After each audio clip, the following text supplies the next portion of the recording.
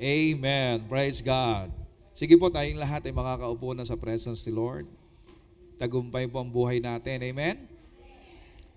Glory to God. Salamat sa patotoo ni Nanay Siling.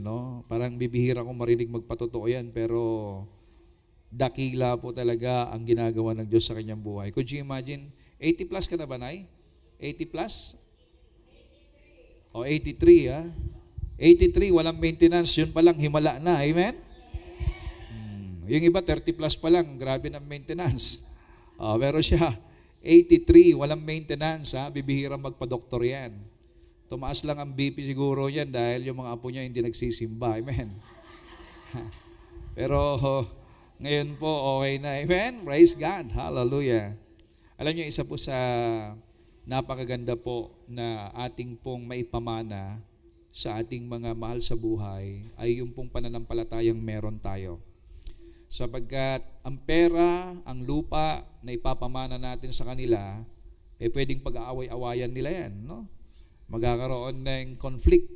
Pero kapag pinamanaan mo yan ng pananampalataya, pagtitiwala sa Panginoon, pagkilala sa Diyos, ay sabihin ko po sa inyo, ang kanilang buhay mapupuno ng kagalakan at kapayapaan.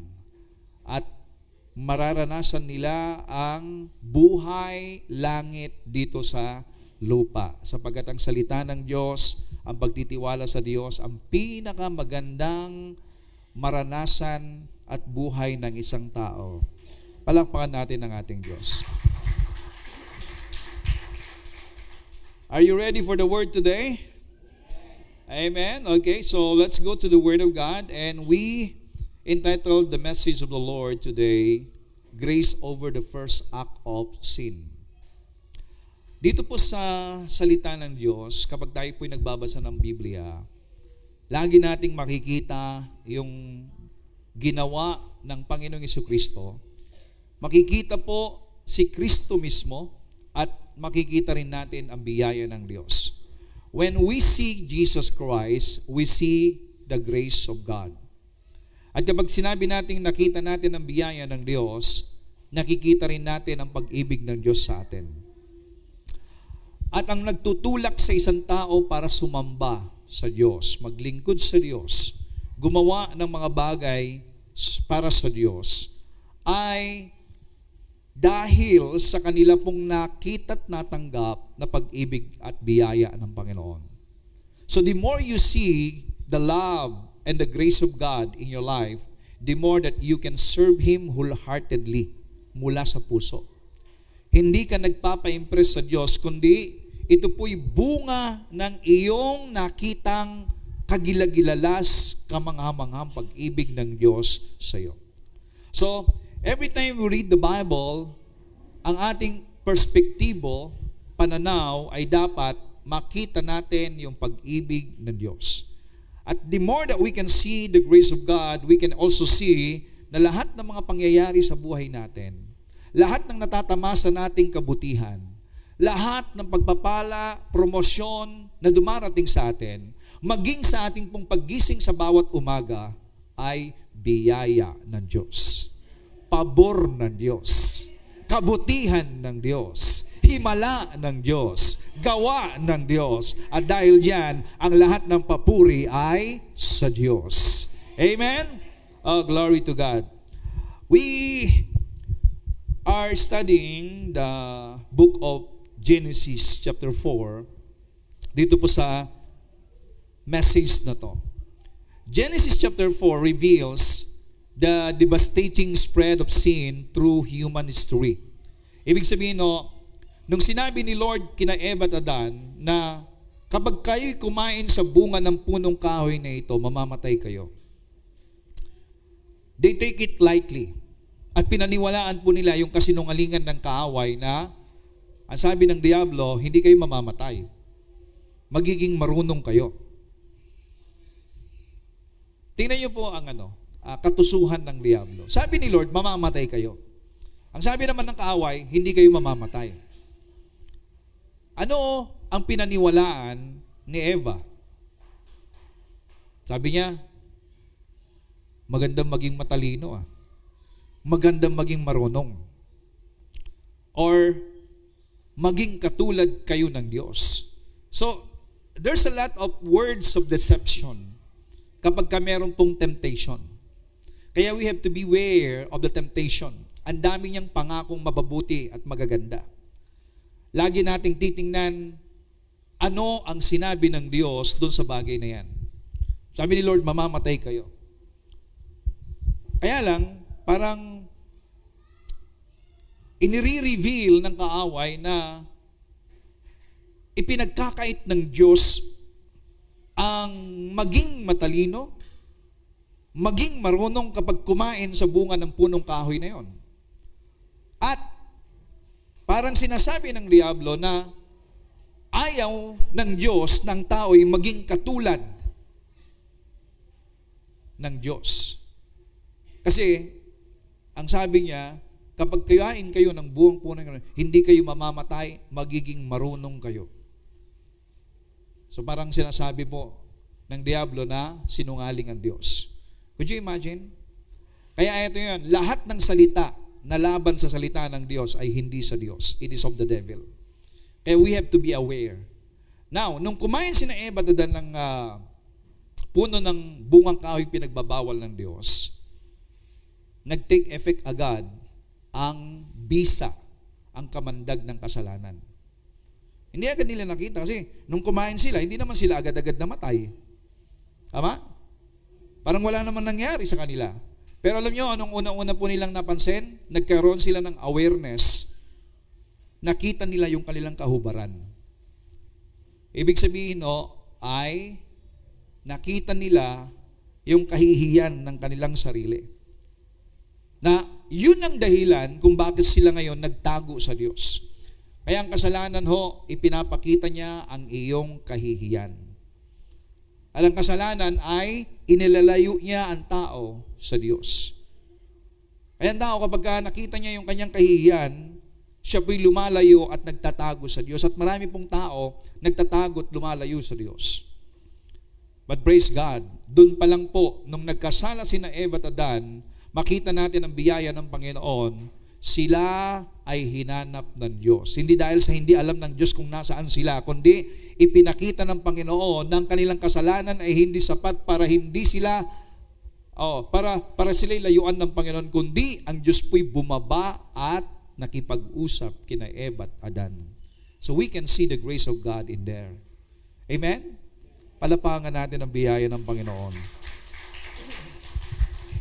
Now, dito po sa chapter 4, makita na natin po dito yung epekto ng kasalanan. Nagkaroon po kaagad ng epekto, the effect of sin. Ang unang kasalanan ay yung pong pagpatay. Bunga ng kasalanan na pumasok sa tao ay nagkaroon po ng pagpatay. No? Bagamat merong kasalanang pumasok at dito po nagmanifest kay Cain yung pagpatay, ipinapakita naman dito yung pong relentless pursuing grace of God, and this points out forward to the better blood of Jesus Christ. Now, ito po yung makikita natin dito po sa chapter na ito. Number 1 is yung dalawang offering. Work-based and faith-based offering. Bagamat nandoon na po ang kasalanan sa tao, pumasok ang kasalanan sa sangkatauhan, meron pa rin pong pagsamba. And that's a good thing there, no? Si Cain, sumasamba pa rin sa Diyos. At si Abel, sumasamba sa Diyos. And I do believe na ito po ay itinuro nila Eva at Adan, ang pagsamba pa rin sa Diyos. Kaya, buhay ng mga tao ang sumamba sa Diyos. Kaya kapag hindi sumasamba sa Diyos ang isang tao, hindi niya kinikilala ang Diyos, di lalong mapapariwara. Eto nga ko, si Cain nga sumasamba sa Diyos Nag-aalay po siya ng kanyang pagsamba sa Diyos. And I do believe ito po yung pagkilala niya sa Diyos. Kaya lang, meron pong ipinapakita dito na bakit yung alay ni Cain hindi tinanggap ng Diyos, or we should say, hindi nalugod ang Diyos, pero yung alay ni Abel, tinanggap ng Diyos at nalugod ang Diyos. So here is the story here in Genesis chapter 4, verse 3 and 5. Cain brings the fruit of the ground. Yung pong fruit of the ground, that is the picture of his own effort. Yung effort ni Cain. While Abel brings the first fruit of his flock. And that is the picture of the blood sacrifice of Jesus Christ. God accepts Abel's offering but reject Cain's. Now, kung ikaw si Cain, nag-alay ka ng mga first fruit din naman, no? The best of your produce. Kaya lang, produce of your effort. Produce of his effort na sa kanyang pagiging farmer. Maganda. Ibinigay niya sa Diyos. Kaya lang po, yung pong pag-aalay, every time we come to God in offering or in sacrifice offering, kinakailangan po ang lagi nating ipepresent sa Diyos ay yung pong larawan ng tinapos na gawa ng Panginoong Jesucristo doon sa krus ng Kalbaryo. Ito po'y patungkol palagi sa kung papaano niya tayo hinugasan, papaano niya tayo tinubos, papaano niya tayo tinanggap. Yan po ang gusto ng Diyos lagi na alay. Kaya in every time that we are worshiping God, dapat nakikita po natin palagi, kaya po yung mga music team natin, no, listen to this, tingnan yung lagi at tingnan yung maigi, ang lyrics ng ating kinakanta, it should be addressed to the throne of God. It should be addressed to what the Lord has done for us at the cross of Calvary. Kinakailangan akayin natin ang mga tao, ang kanilang puso't isipan, ang kanilang damdamin doon sa tinapos na gawa ng ating Panginoong Hesukristo. Sapagkat gusto ng Diyos na lagi nating nakikita yung ginawa ng Kanyang anak. Sapagkat ang ginawa ng Panginoong Hesukristo, doon natin makikita kung paano tayo pinatawad ng Diyos, kung paano tayo nilinis ng Diyos, kung paano tayo tinanggap ng Diyos, at kung paano tayo ibinilang ng Diyos na miyembro ng Kanyang pamilya.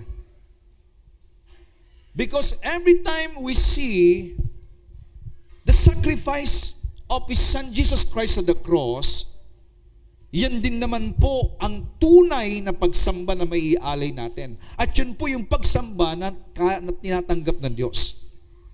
Yun po yung pagsamba na kalugod-lugod sa mata ng Diyos. Pero kapag ang pag-aalay natin ay yung pong galing natin, yung galing mo lang, na gusto mo ang Diyos pang magbilib sa iyo, ang gusto mo ang Diyos ang ma-impress sa iyo, that is the way Cain offer to God. Kaya sa ating pong pagsamba, paano kayo sumasamba sa Diyos? It is Cain's way or Abel's way of worship. Ano po yung ginawa ni Abel? Okay? Cain's approach. Yung approach ni Cain, no? The way of pride. Bakit naging way of pride? Kasi iniaalay po niya yung bunga ng kanyang pinagpaguran. Cain brings first fruits of the soil. While not inherently bad, siyempre hindi po bad, hindi po masama yung ginawa niya, the text implies a lack of faith and a heart devotion. Cain approaches God on his own terms, presenting the work of his own hands. So dito makikita natin na ang pag-aalay na bunga ng iyong pinagpaguran, ito po ay hindi kinalulugdan ng Diyos. Bakit ho? Ano ba nire-represent yung bunga ng mga pananim ni Cain? Bunga ng kanyang pawis. Bunga ng kanyang effort. Bunga ng kanyang galing. So the Lord doesn't want an offering na galing sa iyong pinagpaguran. Ibig sabihin, God doesn't want you to present to Him your effort. Ano po nilalarawan naman yung offering ni Abel? It is the way of faith. Ang inialay po niya ay kumuha po siya ng kanyang hayop na inaalagaan, yung pong walang kapintasan. Kumuha po siya ng alay na walang sakit at karamdaman. Yung pong binatilyo. Ito po'y nagre-represent sa ating Panginoong Yesus. Si Jesus na walang kasalanan at yun po ang inialay niya. Nang ibig sabihin, ipinapahayag ni Abel ang kanyang pananampalataya na ang pagtanggap ng Diyos sa kanya, hindi yung kanyang galing, kundi yung pong kalinisan, yung pong perfection nung inialay niya. You understand me? So this offering of Abel, it represents the sacrifice of Jesus Christ at the cross. Kaya sa bawat approach natin sa Lord, in every approach to God, it must be remembering what Christ has done.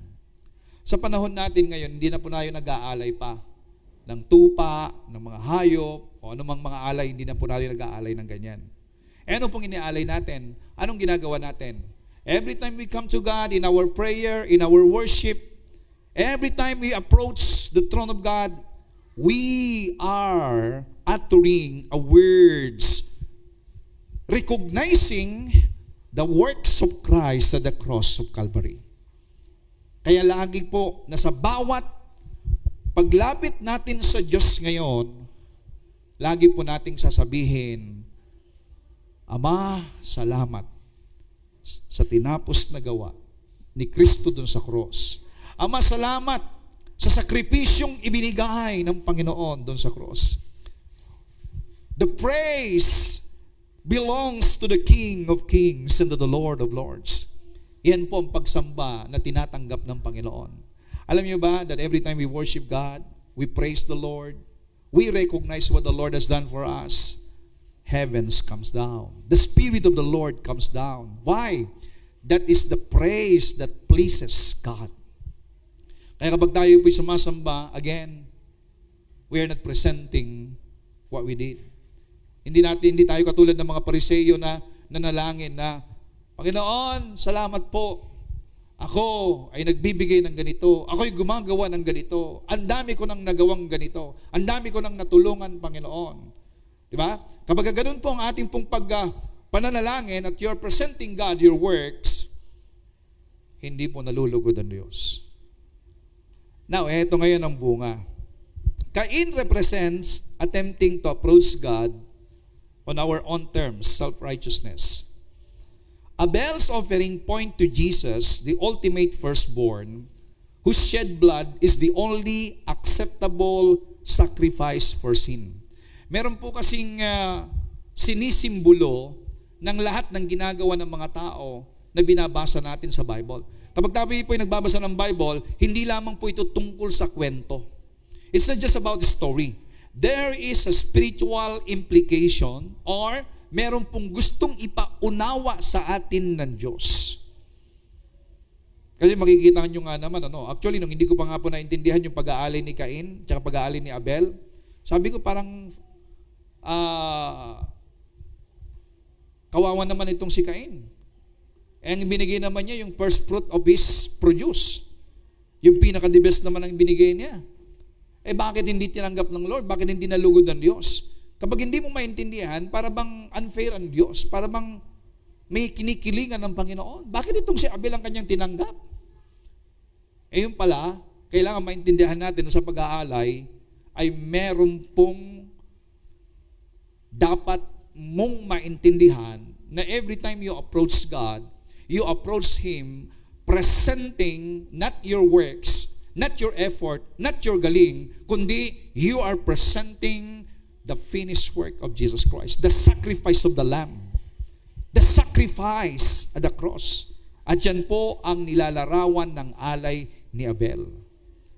So God is pleasing, ang Diyos po ay natutuwa sa bawat pagkilala sa alay ng Panginoong Hesukristo. Pwede ba nating palakpakan ng Panginoong Hesukristo? Praise God, hallelujah. Hebrews chapter 11 verse 4 says, by faith, Abel brought God a better offering than Cain did. By faith, he was commended as righteous. Naideklara na righteous si Abel dahil po sa kanyang pag-aalay. Bakit? Because ang pag-aalay niya is by faith. Ano po yung faith niya? Doon po sa kanyang inialay na tupa na walang kapintasan ay inire-represent ng Panginoong Jesucristo, at ang pagtanggap ng Diyos sa walang kapintasan na alay, itinuring siya ng Diyos na matuwid. Mga kapatid, every time we come to God, we have to approach the throne of God na ang kwalifikasyon mo, ang katwiran mo, ang kaaya-ayang tingin ng Diyos sa iyo dahil po doon sa naialay. Naialay ang Panginoong Jesucristo, at ang Panginoong Jesucristo na siyang matuwid. Every time you come to God right now, dapat mo ngayon na ipakita sa Diyos, Ama, ang katwiran ko ay ang katwiran ng Panginoong Jesucristo. Amen? Alam niyo, kanina po pagpunta ko po dito, ako po ay nagdadrive and I'm worshiping God. I'm singing the song, I worship you, Almighty God. There is none like you. I worship you, O Prince of Peace. And doon po sa part na yon, I worship you because you are my righteousness. Alam niyo, ang sarap pong ipahayag that Jesus is my righteousness. Sabihin nga natin, Jesus is my righteousness. Do you understand what you are saying? Pag sinabi mong si Jesus ang iyong katwiran, ipinapahayag mo na ikaw ay tanggap ng Diyos. Sapagkat tanggap ng Diyos si Jesucristo, tanggap ka rin ng Diyos. Kapag ipinapahayag mo na si Jesucristo ang iyong katwiran, ipinapahayag mo na lahat ng biyaya at pagpapala ng kalangitan na para sa kanyang anak, you are co-heirs with His Son. At kung paano po ang Panginoong Jesucristo ay nagmamahal sa Ama, ipinapahayag mo na ikaw ay nagmamahal sa Ama. Amen? Oh, praise God. Romans chapter 3 verse 20 says, no one will be declared righteous in God's sight by the works of the law. Ipinapahayag po dito yung gawa ni Abel o ni Cain na bunga ng kanyang pinaghirapan ay hindi po tanggapin o hindi po tinatanggap ng Diyos. Malinaw po ba sa inyo na ang alay, bunga ng iyong pinaghirapan, bunga ng iyong effort ay hindi tinatanggap ng Lord? Ano po ang alay na gusto ng Panginoon? Yung alay ni Jesus. Present the sacrifice of Jesus Christ unto Him.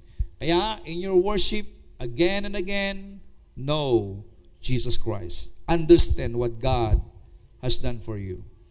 Amen? Okay. Now, nung hindi tinanggap ni Lord yung alay ni Cain, hindi natuwa si Cain.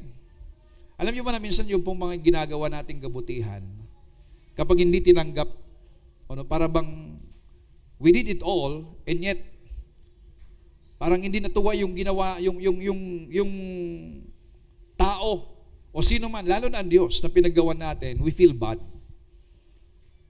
Kasi ginawa ko na lahat, yung effort ko, pero parang hindi pa rin ako tinanggap. Nagkakaroon ng bitterness ang tao. Right?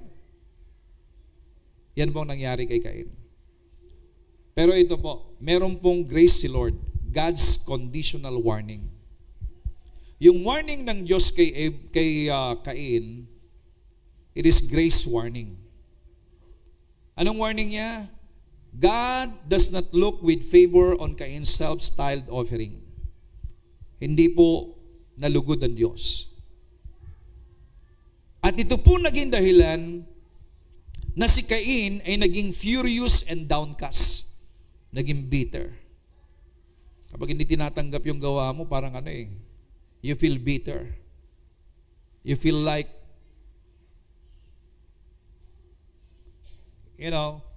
downcast, or hindi mo, nag-iisip ka ng bagay na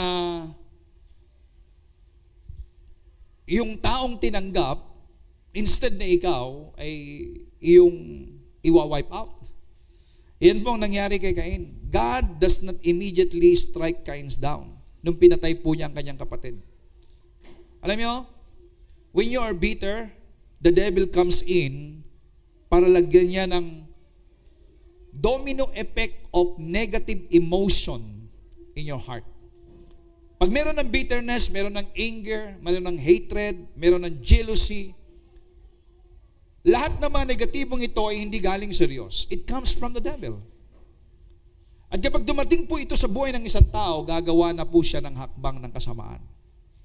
At yan ang nangyari kay Cain, na nagtapos sa pagpatay niya sa kanyang kapatid. God does not immediately strike Cain down nung ginawa po niya ito. Instead, he comes to Cain and asked a gentle question. Nagtanong ang Lord. Ang sabi ni Lord, hindi dahil sa hindi alam ni Lord kung nasaan si Abel, kundi para ihayag ang puso ni Cain. Ang sabi niya, no? God warns him that sin is crouching at your door. It desires to have you, but you must rule over it. This is the warning of God to Cain. Kapag mayroong bitterness sa puso ng isang tao, limawa, mayroong jealousy, mayroong anger, mayroong revenge. At yan po ang nakakatakot sa isang tao na kinapitan ng ganito pong espiritu. Are you listening to me, church? Lalong-lalo na kapag mamumuno ang isang tao na mayroong pong bitterness, may anger, may vengeance, delikado yan. Papatay yan. Gagawa siya ng kasamaan, katulad po ni Cain. Ang sabi po ni Lord sa kanya, this is the warning of God, sin is crouching at your door. Alam niyo yung word na crouching? Sinerch ko po ang ibig sabihin nito. Hindi lang ako nakakuha ng picture eh. Nakakita na kayo ng ng leon na kumakain ng kanyang nilalapa na pagkain. Yung pinapatay pa niya lang niya. Hinahawakan niya ng kanyang mga kamay, paa. Tapos yung pangil niya, lumalabas talagang lahat. With all the strength of the lion, ginagawa niya para mapatay niya yung kanyang pagkain. Ganyan po ang demonyo. Sin is crouching. Ibig sabihin, talagang nakalapa siya. Handa kanyang lapain. Kaya sabi ni Lord sa kanya, it desires to have you, but you must rule over it. Bitterness, jealousy, hatred, vengeance.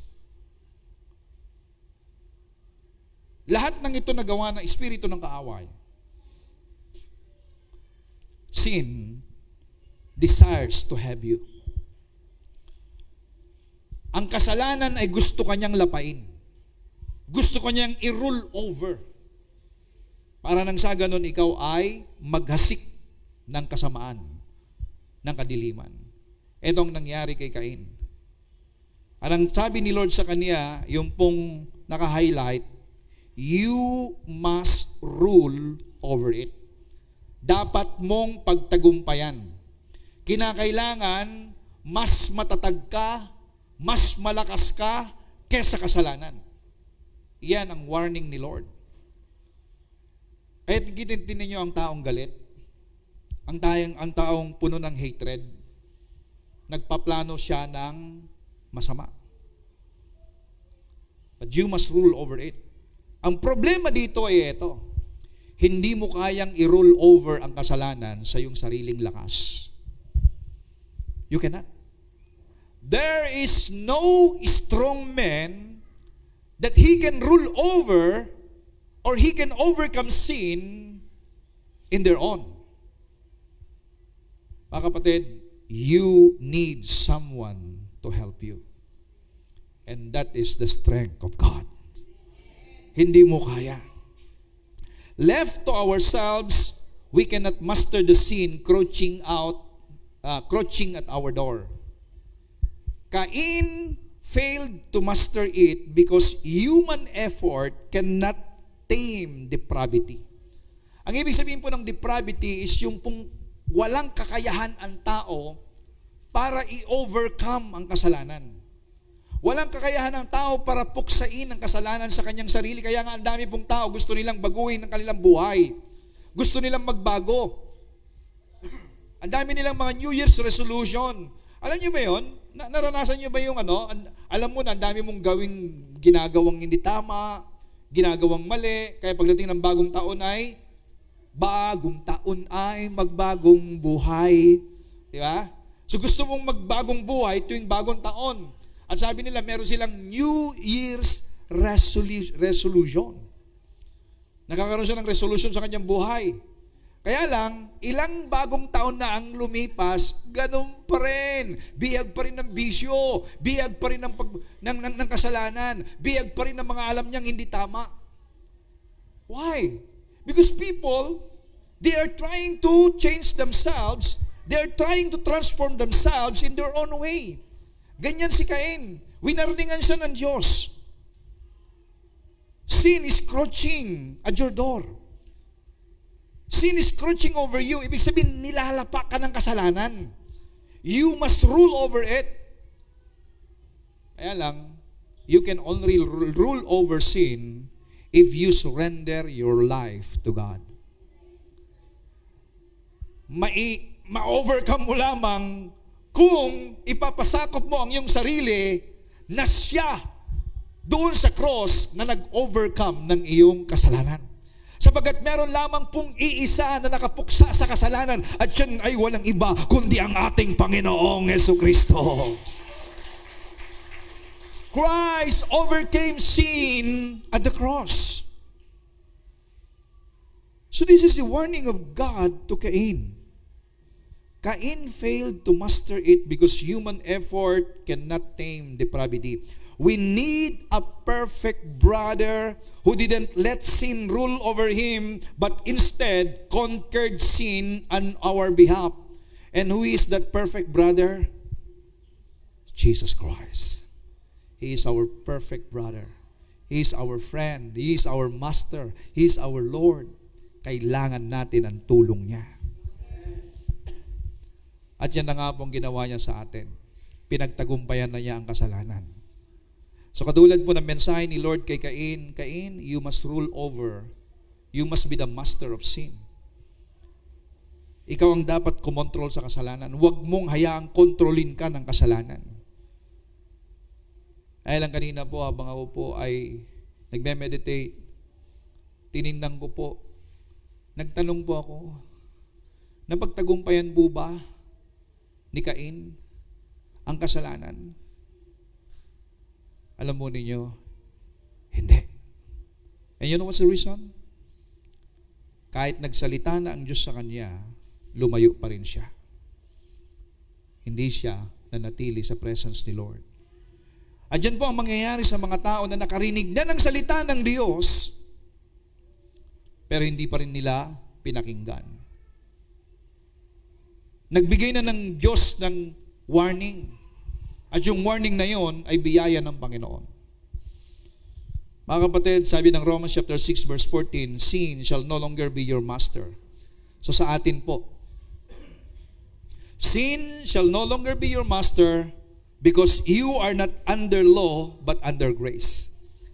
So you can only overcome sin at mawawala lamang po ang rule over ng kasalanan sa buhay ng isang tao pag ikaw ngayon ay nasa ilalim ng biyaya at kayo na nasa ever-increasing Grace Christian Church ay nasa ilalim ng biyaya at sa mga taong nasa ilalim ng biyaya ay hindi na pinag-aharian pa ng kasalanan.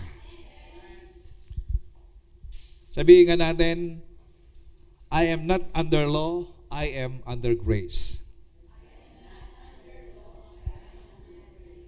So if you are under grace, sin will no longer be master over you.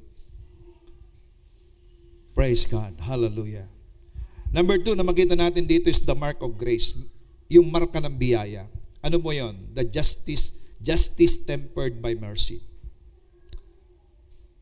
Ang marka ng biyaya ay minarkahan po ng Diyos ng mercy. Ito po yung kwento in Genesis 4, verse 8 to 15. Consumed by jealousy, Cain murders Abel. Kaya ang selos talaga pumapatay eh.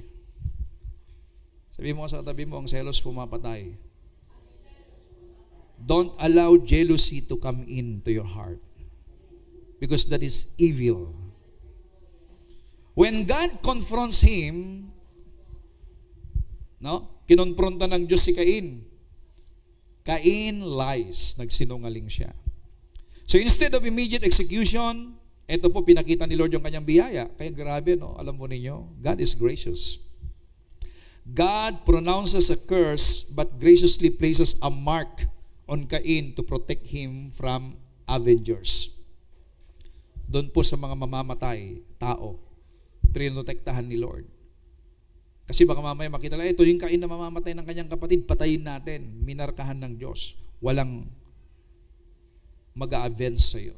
Walang gaganti na masama sa'yo. Nakita niyo bang ang pag-ibig doon ng Panginoon? Kanina habang ako pinaliligo, sabi ko, kasi minemeditate ko to eh. Alam niyo ba lahat ng tinuturo ko, I'm meditating on it. At tinanong ko ang Panginoon, Lord, anong gusto mong ipakita sa amin? Bakit prinotektahan mo pa rin si Cain sa kabila ng pinatay na niya yung kanyang kapatid? Alam niyo what? Is the revelation? Ang pag-ibig ng Diyos ay nagbibigay ng pagkakataon para magbago ang isang tao. Pero, just after that God demonstrate His love to humankind, at ang tao po ay nanatili po siyang lumayo sa Diyos. Manatili po siya sa kanyang sariling lakad. Nagpapakita na wala nang magagawa ang Diyos, kundi tanggapin ng tao ang kabayaran ng kanyang ginawa. And that's what will happen to this world. Ipinakita ng Diyos ang kanyang pag-ibig sa sangkatauhan. Ibinigay niya ang kanyang bugtong na anak para bayaran ang ating mga kasalanan.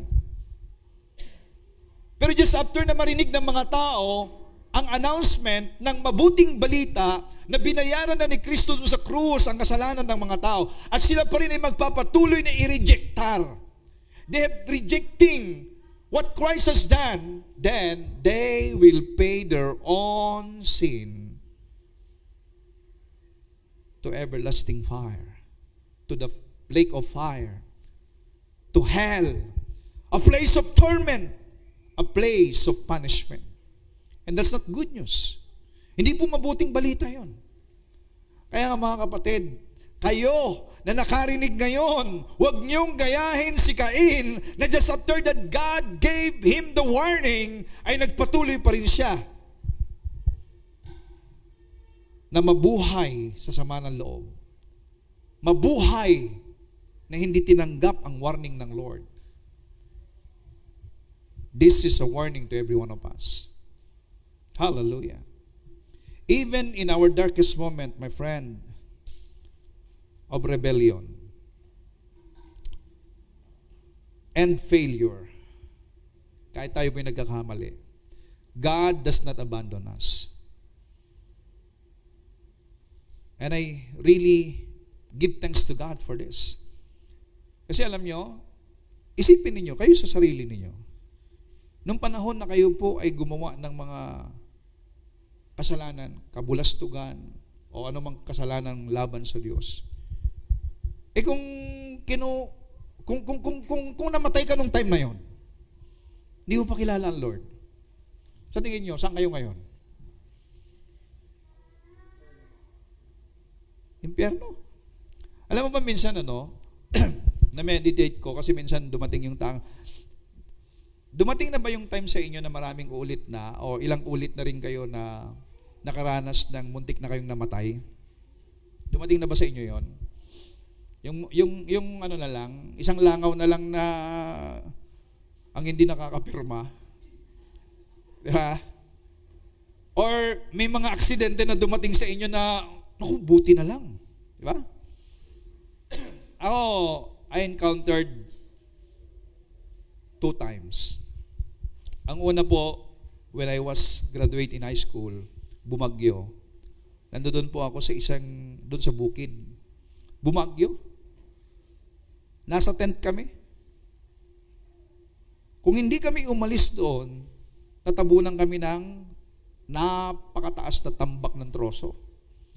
Kaya lang, umalis kami sa lugar na yun, nagkawatak-watak kami ng mga kasama ko. Hindi ko na alam kung nasaan kami, basta hanggang dito ang tubig, nakahawak ako sa puno ng nyog, tapos naninigas na ako kasi nga magdamag. Hindi ko na alam kung may pumulupot sa akin na ahas. Ang sabi ko lang, Lord, iligtas mo ako, maglilingkod ako sa iyo. Lord, maglilingkod ako. Kasi takot ako mamatay no? Takot ang tao mamatay Alam po ninyo, paggising sa umaga, kasi hindi ka makatulog nakapikit lang akong ganon. Alam ko nagbabagsakan yung mga kahoy, yung puno ng nyog, lahat. Alam ko nagbabagsakan. Basta sabi ko, kung tamaan ako. Kung mamatay. Pero sabi ko, Lord, pag ako'y maligtas dito, maglilingkod ako sa iyo. Alam mo yun po, nung nagliliwanag na, kita ko yung pinanggalingan namin, puro troso. Tambakan ng troso. Alam mo kita ko yung paligid ko, ang daming bumagsak na mga kahoy. Meron pa sa tabi ko. Niligtas ako ng Lord. Now, naisip ko, kung namatay ako nung panahong yon, di ko pa kilala ang Lord, di ko pa tinanggap ang Panginoon. Asan ako ngayon?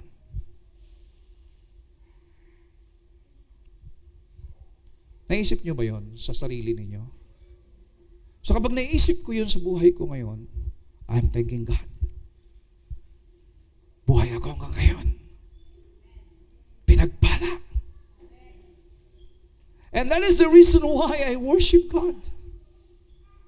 At eto ngayon, maaring hindi ko alam kung ano po yung sinambit ko na maglilingkod ako sa iyo, Panginoon. Eto ngayon, I am serving God and proclaiming His goodness. Palakpakan natin ang Panginoon. So, kayo maraming ulit na rin kayo niligtas ni Lord. Kaya ipagpasalamat ninyo, mga kapatid. Actually, meron po mga kakilala ninyo na talagang dumanas po ng aksidente or whatever nangyari sa kanila na hindi nakakilala sa Panginoon, mas mapalad kayo. Hindi sila nakaligtas. Hindi ko alam kung asan sila ngayon. Ang Lord na lang nakakaalam. Huwag yung pupuntahan yung puntod nila. Asan ka ba ngayon? Impyerno ka ba? Langit ka? Sila na lang nakakaalam. Ang gawin lang natin ngayon, yung mga kamag-anak natin at mahal natin sa buhay, ipakilala natin sa kanila ang totoo na siyang magbibigay sa atin ng buhay na walang hanggan upang nang sa ganun hindi sila pumunta sa lugar kung saan may kapahamakan. Amen? Even when we are cast out by our own rebellion, nagkaroon tayo ng rebellion noon, God's grace steps in to shield us from the ultimate destruction we deserve. Diba? Nung time na tayo po ay rebelde pa, nung tayo po ay time na hindi pa natin kinikilala ang Diyos, mabuti na lamang ho. At sa kabila po ng ating pong pagiging rebelde at mga kasalanang nagawa, hinintay ng Lord yung tamang pagkakataon na makilala mo siya. At eto ngayon, nandito ka na, sumasamba ka na sa Diyos na nagbibigay ng kanyang pag-ibig at pagbiyaya sa iyong buhay. At minarkahan sila ng Panginoon. Minarkahan. The mark of Cain is a shadow of the sealing of the Holy Spirit which protects believers from eternal judgment. Minarkahan tayo ng Panginoon. Sabi ng Ephesians 1:13, when you believe, you were marked in Him with a seal, the promised Holy Spirit. Ngayon na ikaw ay na kay Kristo, markado ka na ng Diyos, meron ka ng mark of ownership. It is the mark of the Holy Spirit, pag-aari ka na ngayon ng Diyos. Amen? Woo, glory! Hallelujah! Come on, give thanks to God. Alam niyo po ba mga kapatid, we are all naturally like Cain. Lahat tayo halos katulad po ni Cain. Akala niyo yan, Cain lang ang nagkasala, pumapatay ng kanyang kapatid. Lahat tayo full of self-righteousness. Yan yung pinanggalingan natin Anger and spiritual fratricide. Ang ibig sabihin ng fratricide, killing of brothers and sisters. Sabi ng iba, Pastor, wala pa naman akong pinapatay na kapatid ko. Wala pa naman akong pinapatay na kamag-anak ko. Alam niyo ba, sabi ng Panginoon, kapag nagsalita ka ng ulul ka, sabi ko sa Bible, tama? Or nagalit ka sa iyong kapwa, pinatay mo na siya. So, ibig sabihin, mamamatay tao din tayo noon. Pag nagsalita ka ng galit ka sa iyong kapwa, sa iyong kapatid, pinatay mo na siya. So, we are spiritual killer tayo. Noon. Huwag mo nang gagawin ngayon. Huwag ka nang papatay ngayon. Hello? Sino dito yung pagka nagalit pa, talagang lumalabas pa ang apoy sa kanyang mata? Dragon. Wala ka ng ganong spirit. Bakit? Binigyan ka na ni Lord ng loving spirit. Hallelujah. Lahat tayo katulad nun. But Jesus' blood does not cry out like Abel's. Abel's blood cried out for justice. Sumisigaw yung dugo ni ni Abel. Ano sigaw niya? Justice. Revenge. Dapat, kung pinatay niya ako, dapat mamatay din siya. Yan po ang sigaw ng dugo ni Abel. Pero purihin ng Diyos. Ang sigaw ng dugo ng Panginoong Jesucristo is mercy, forgiveness, acceptance. Kaya ngayon sumisigaw ang dugo ng Panginoong Jesucristo sa lahat ng nagkasala at tayo po yon.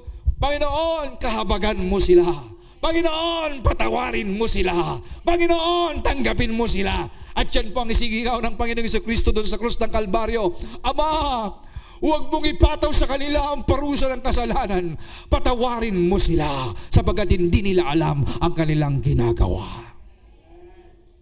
That is the cry of Jesus Christ. The blood of Jesus Christ. Maski, tingnan mo yung si Stephen, nung binato po siya. Ama? Binato siya. Bago siya nalagutan ng hininga, ano po ang kanyang isinigaw? Ama, patawarin mo sila. Hindi nila alam ang kanilang ginagawa. So yan po ang sigaw ng dugo ng Panginoong Jesucristo, pagpapatawad. Hallelujah. Hebrews chapter 12, the cross is where God's justice and grace perfectly meet. Hebrews chapter 12, verse 24, to Jesus the mediator of a new covenant, and to the sprinkled blood that speaks a better word than the blood of Abel.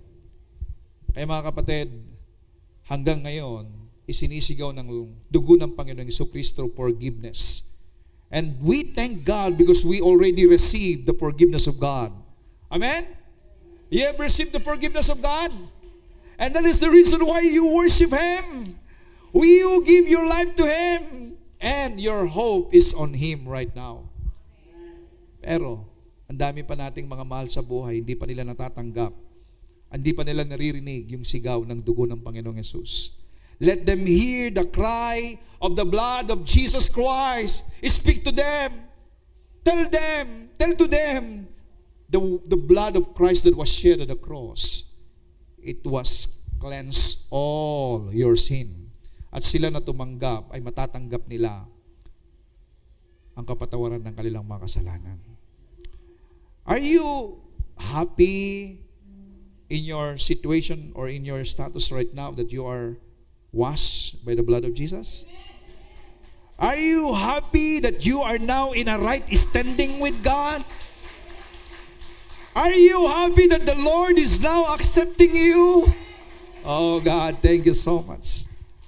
Alam nyo, sa paulit-ulit po na pagpapahayag ng ginawa ng Panginoong Jesucristo, dito po natatransform ang buhay natin. Sapagkat the more that you acknowledge what the Lord has done on the cross, the more that you have intimacy with God. Yung intimacy na yun, yung closeness mo kay God, yun po ang magbabago ng buhay ng tao.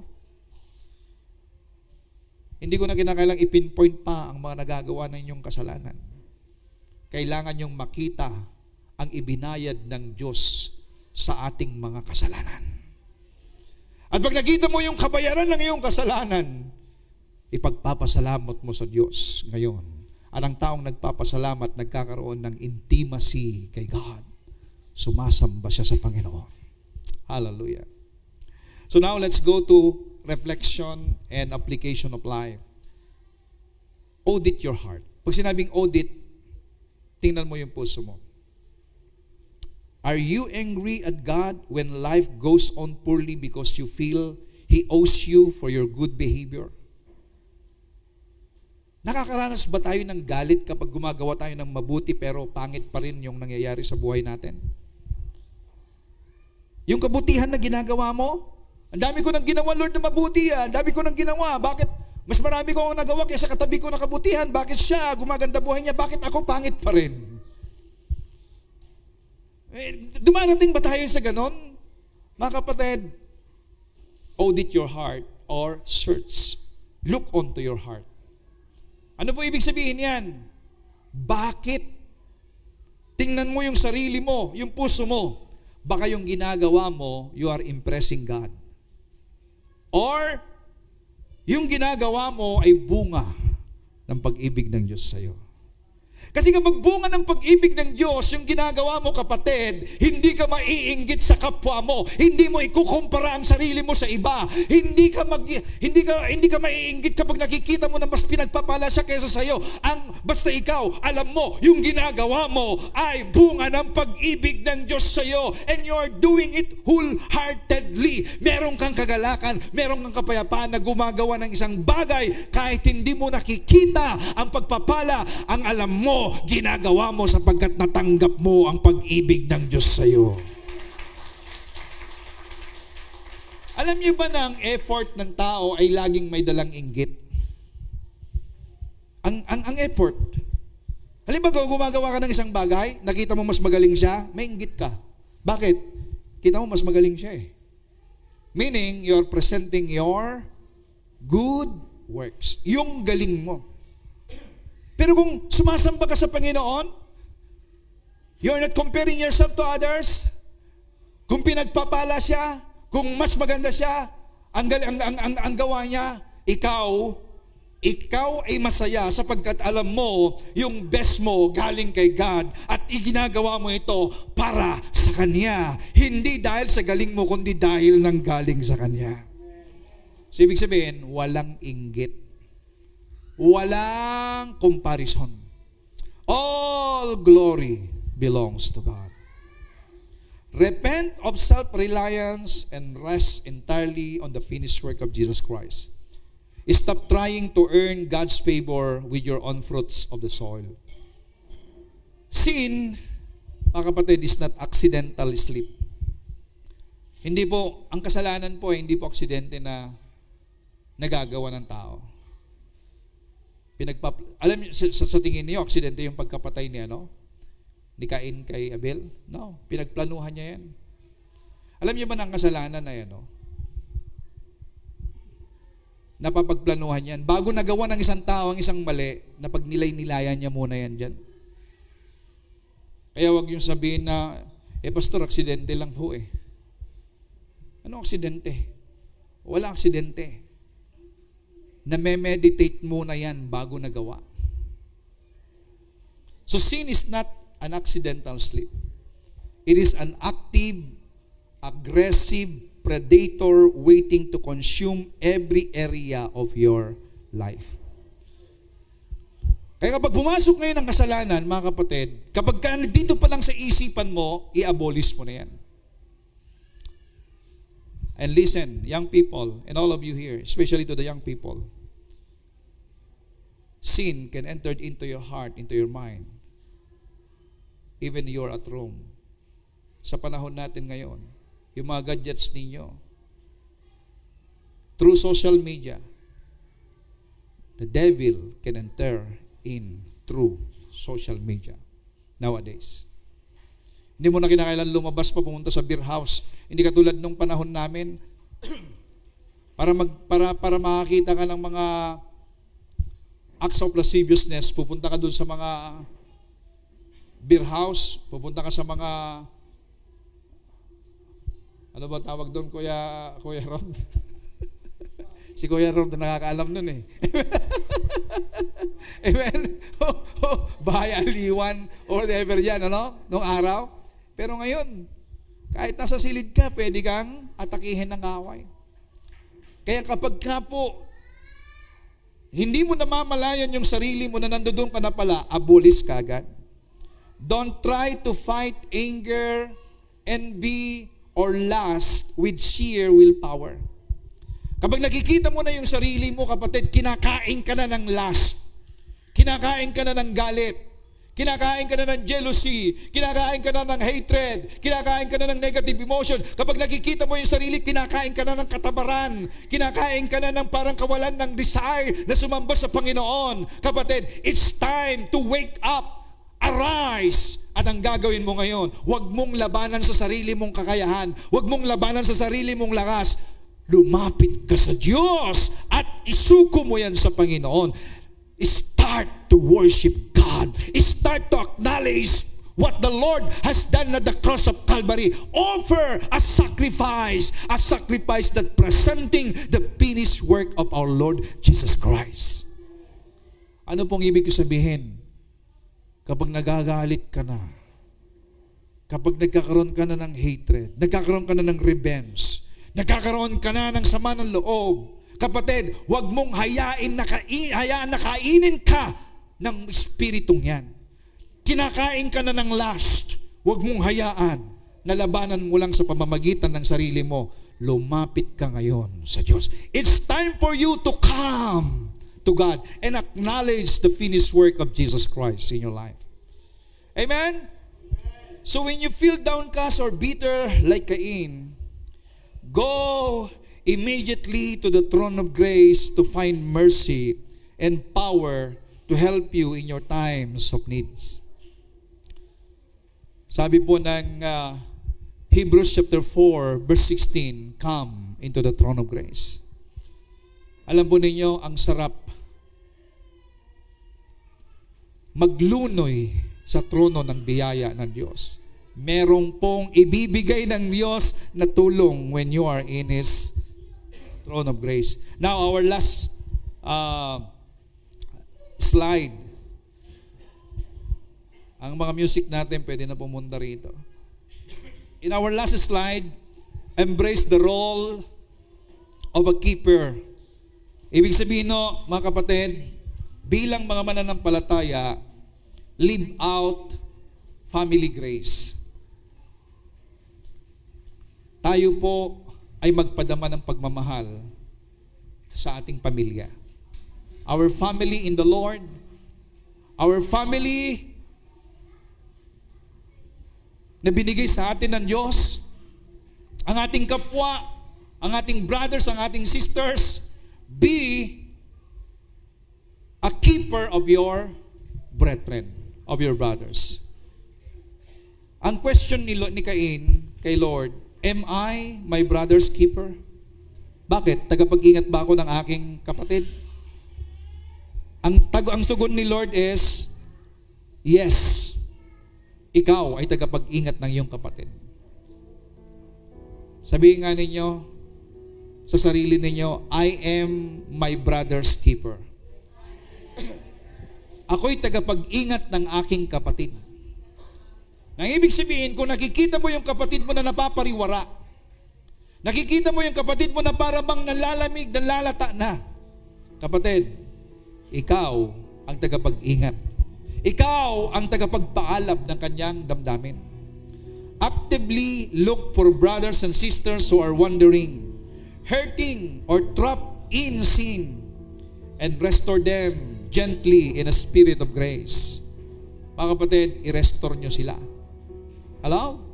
Huwag nyo silang iiwanan. Ang kapatid na nagkamali, nagkasala, huwag nyong iiwanan.